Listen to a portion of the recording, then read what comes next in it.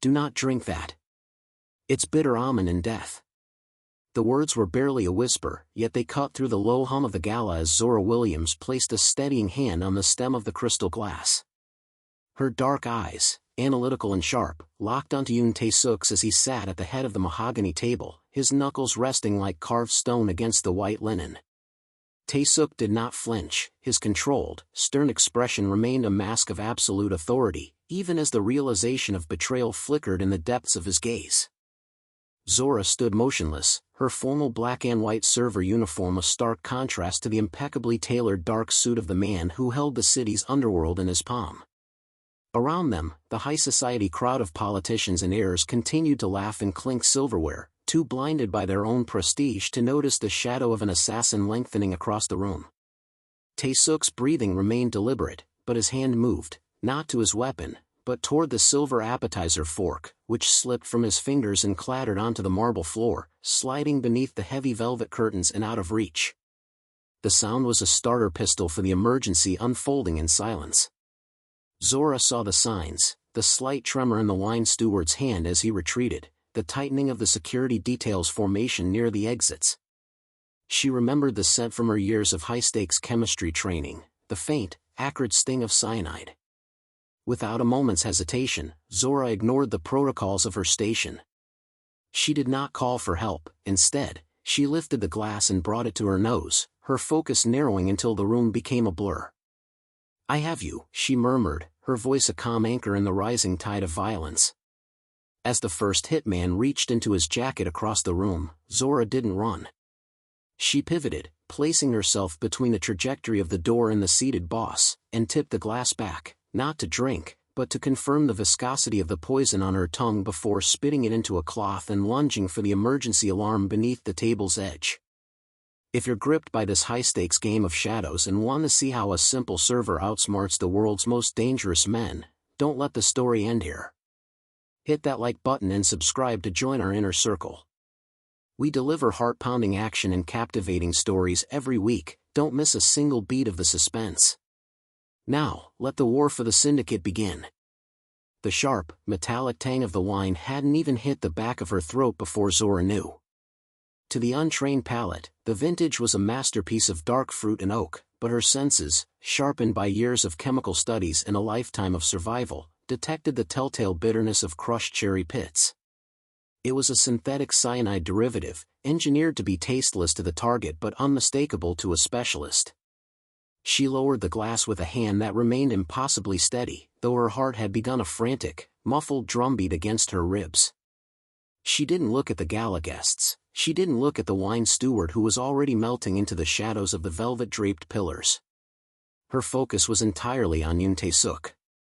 "The 1945 Cheval Blanc is over-oxidized, sir," she said, her voice carrying just enough volume to sound like a dutiful server, yet layered with an edge that pinned him to his seat. "I wouldn't recommend a single drop." Tae-seok's gaze shifted from the room to Zora's face. He was a man who lived in the spaces between breaths, a predator who recognized the scent of a trap long before it snapped. He saw the slight dilation of her pupils and the way her thumb pressed firmly against the base of the glass, preventing him from reaching for it. In that moment, the air between them electrified. He didn't ask how she knew. He didn't question the audacity of a server intercepting his drink. He simply watched her, his own hands remaining flat on the table, a silent command for her to continue. "Your regular security detail was rotated 10 minutes ago," Zora murmured, leaning in as if to adjust his silk napkin. "The men at the east exit are not yours. They're wearing the pins, but they aren't standing in the Gray Syndicate's formation." A cold, lethal understanding settled behind Tae-seok's eyes. The betrayal wasn't coming from the outside, it was a rot from within his own house. His empire, built on absolute loyalty and blood, had a leak that reached into his very cup. He glanced at the fallen silver fork near his foot, a silent marker of the moment the world had shifted. "You have a gift for observation, Zora," he said softly, his voice a low vibration that seemed to calm the rising panic in her chest. He stood up slowly, his movements deliberate and devoid of fear, his presence commanding the room even as he realized he was standing in the center of a kill zone. "It's a pity such talent is wasted on pouring wine." Hold on to that glass. If we survive the next 5 minutes, I want to know exactly who tried to feed me my last meal." As he spoke, the heavy oak doors of the ballroom groaned shut, and the clatter of silverware died an abrupt, terrifying death. The silence that followed was the sound of a trigger being pulled. The heavy silence of the ballroom shattered with the sound of a ceramic vase exploding against the far wall.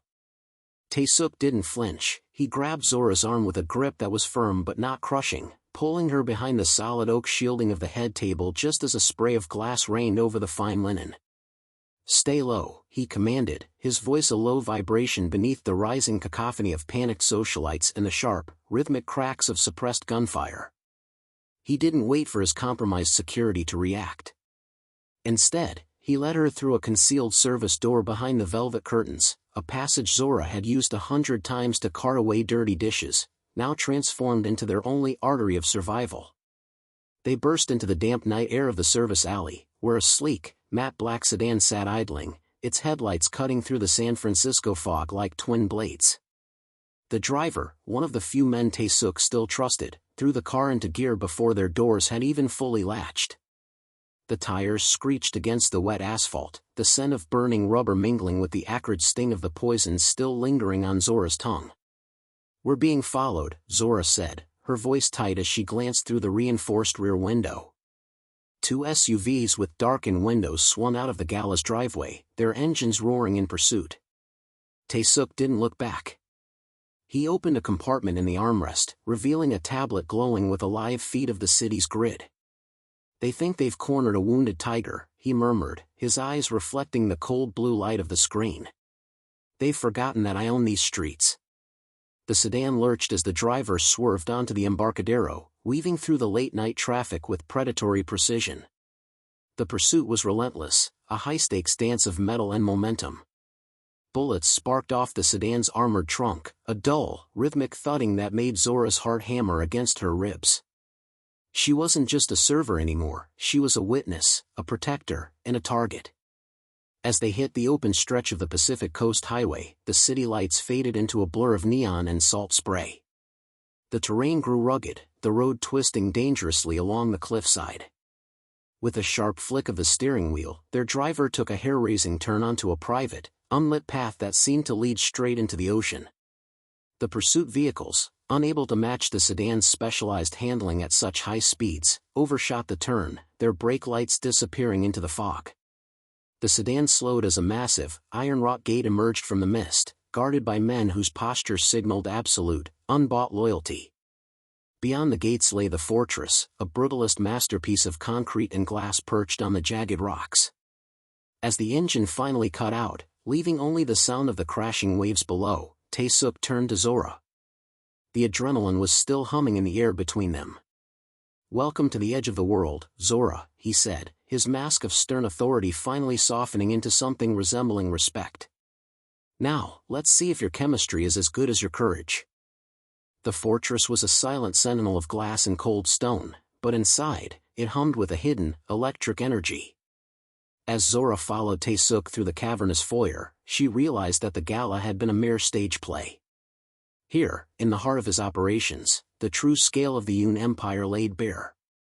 Floor-to-ceiling monitors in the command center flickered with data streams from shipping docks in Busan and financial hubs in New York, proving that Tae-seok's reach wasn't just local, it was global. He led her into a private study lined with ancient silk scrolls and modern tactical maps. The scent of old paper and expensive tobacco grounded the room in a heavy, historical gravity. Tae-seok poured 2 fingers of amber liquid from a decanter, this time, a bottle he had unsealed himself, and handed it to her with a silent nod of respect. "You took a risk for a man you don't know," he said, his voice echoing against the high ceilings. "In my world, that is either the height of foolishness or the mark of a rare instinct." "I know enough," Zora replied, her eyes tracing the complex web of red lines on a map of the Pacific Rim. "I know that when the head of a syndicate is targeted by his own vintage, it isn't just a murder. It's a message." Tae-seok leaned against his desk, the moonlight from the window casting half his face in shadow. "This isn't a simple coup, Zora. The war you stepped into tonight has been brewing for generations. My grandfather carved this territory out of ash after the war, and there are those within the 5 families who believe the bloodline has grown thin. They see my move toward legitimate logistics as weakness. He walked to a display case housing a traditional Korean sword, its blade pristine and lethal. The Mendazes and the local hitmen are just mercenaries, hired to do the dirty work while the true architects sit at my dinner table. They want to return to the old ways, trafficking, chaos, and fear. They don't realize that I have spent 20 years making myself untouchable so that I could finally make us respectable. Zora looked at him, seeing for the first time the immense weight of the crown he wore. He wasn't just a criminal, he was a gatekeeper holding back a flood of much darker violence. They underestimated you because of your suit, she whispered. And they underestimated me because of my apron. Tae-seok's lips curled into the ghost of a smile, a predatory and appreciative expression. Then we shall let them continue to be wrong. But know this, once you see the depth of this war, there is no going back to the gala. You are part of the shadow now. The emotional arc shifted from the adrenaline of the chase to a heavy, shared burden of destiny. Zora realized she wasn't just a survivor anymore, she was an initiate. Outside, the waves crashed against the cliffs with a violence that matched the storm rising within the syndicate. The stillness of the study was broken only by the rhythmic hum of a high-speed centrifuge in the corner, a piece of medical equipment that felt strangely at home in this temple of power. Zora leaned over a digital microscope, her server's vest discarded, her sleeves rolled up with clinical intent. On the screen, the molecular structure of the wine residue was mapped out in glowing neon lattices. Beside her, Tae-seok stood like a statue carved from shadow, his presence heavy and expectant.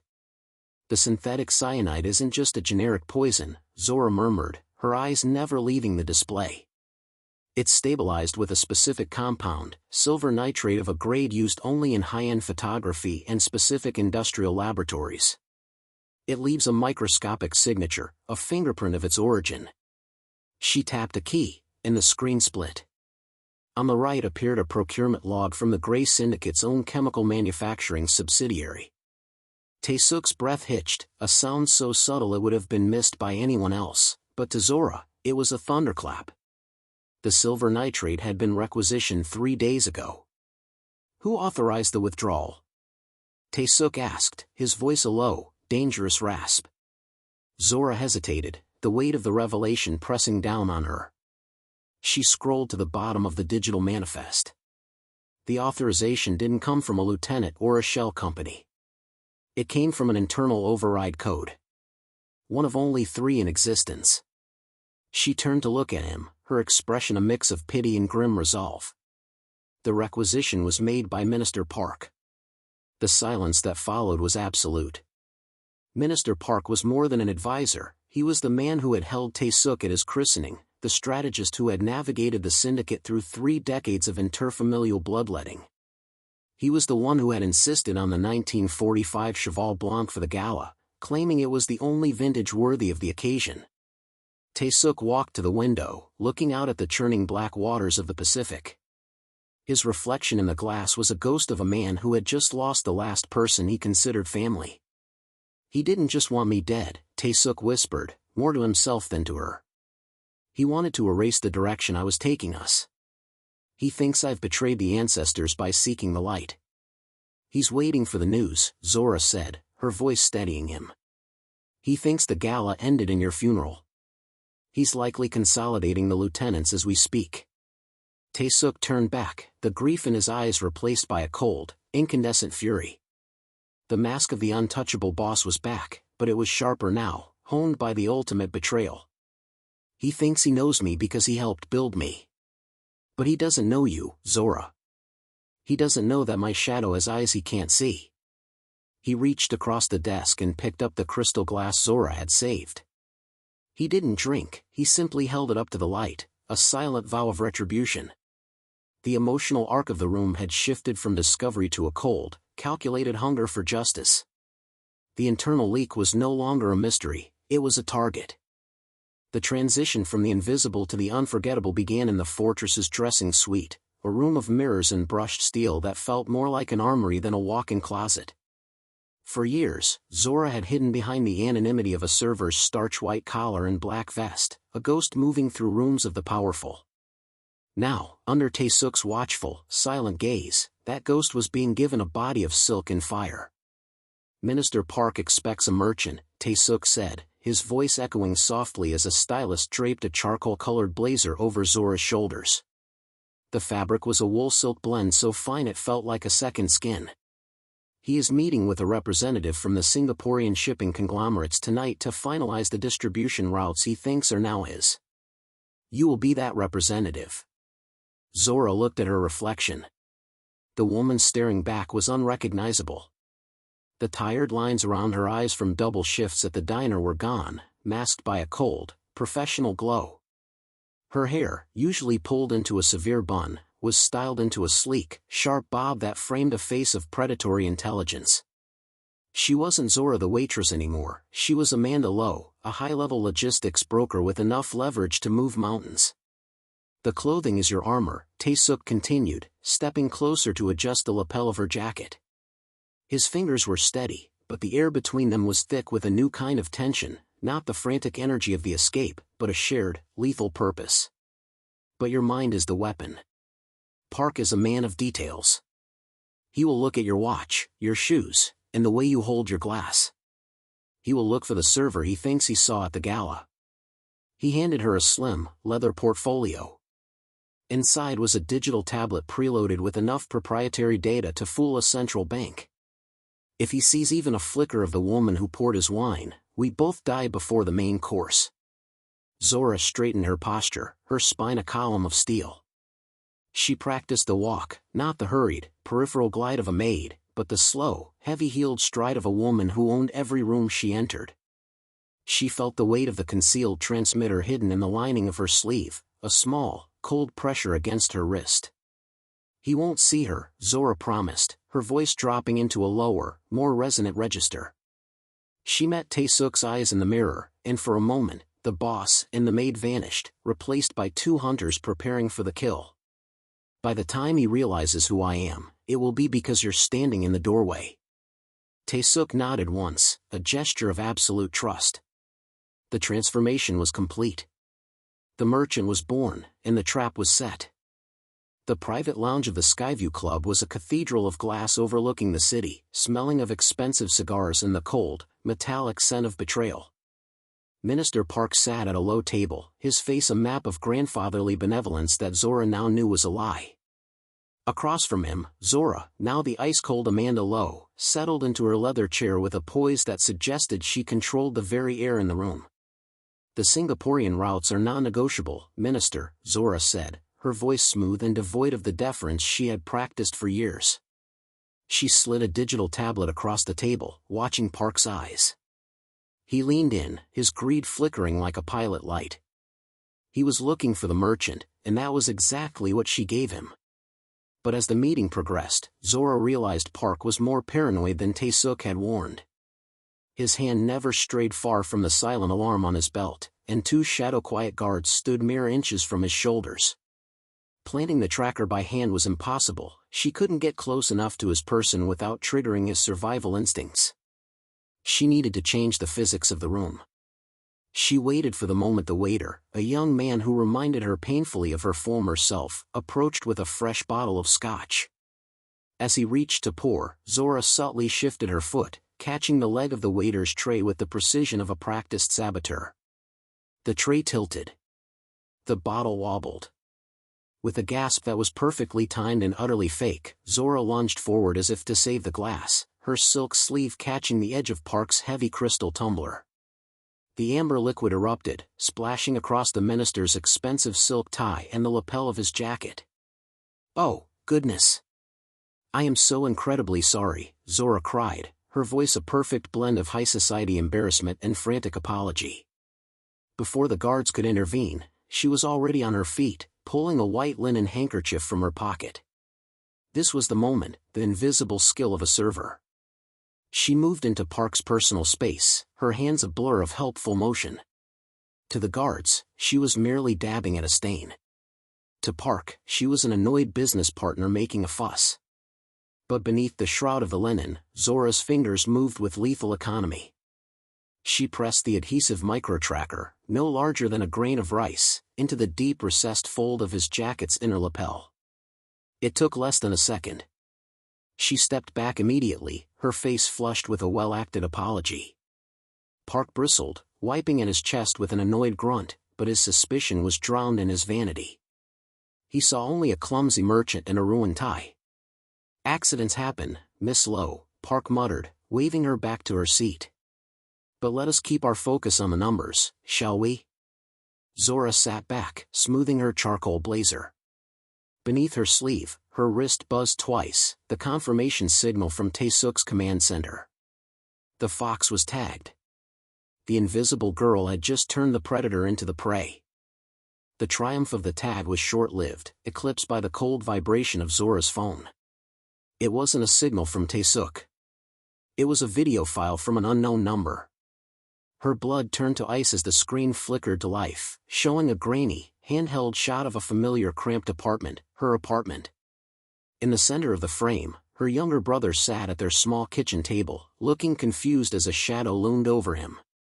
"The problem with ghosts, Zora, is that they always leave a trail back to the graveyard," Minister Park's voice drifted across the table, no longer benevolent or annoyed.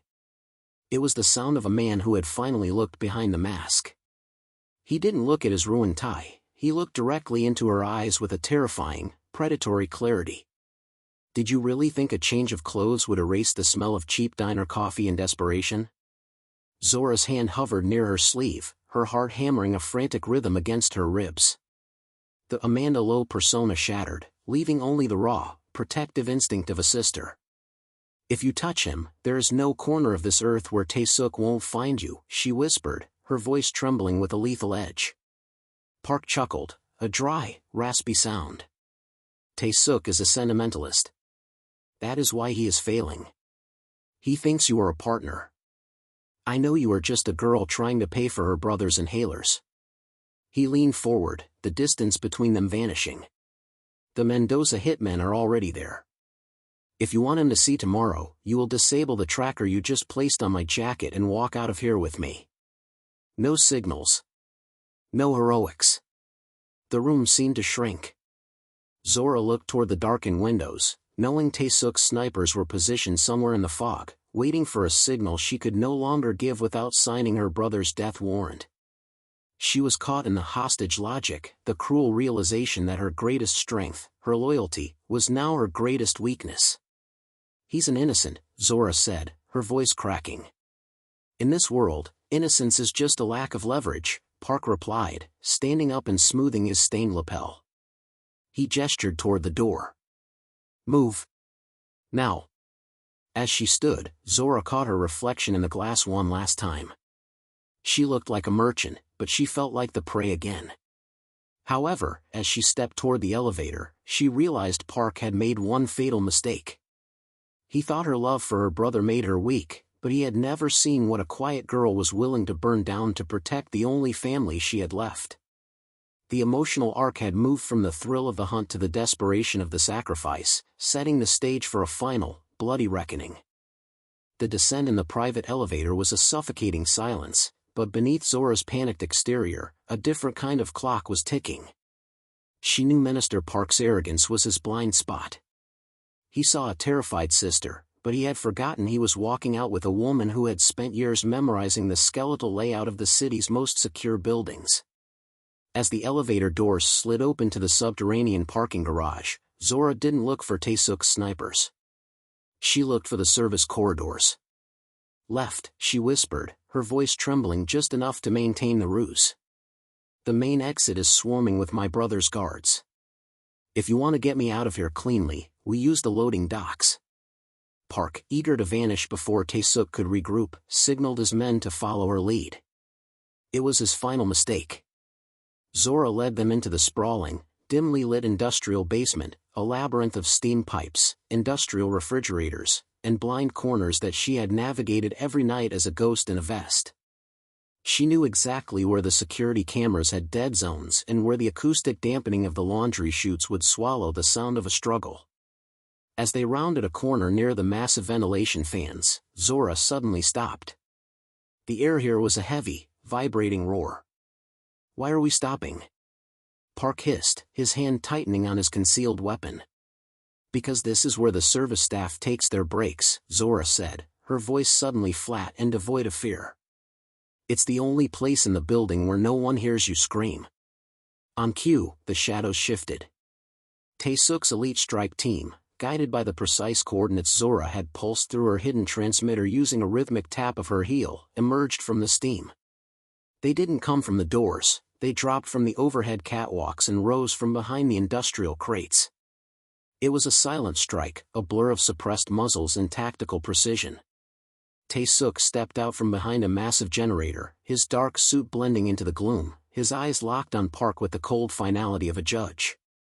"You told me once that the help is invisible, Minister," Tae-seok said, his voice cutting through the mechanical hum. "You were right. You never saw her coming." Before Park could reach for his phone to signal the hitmen at Zora's apartment, a red laser dot settled over his heart. In the same breath, Zora's phone chirped. A new message appeared: "Jamie is safe.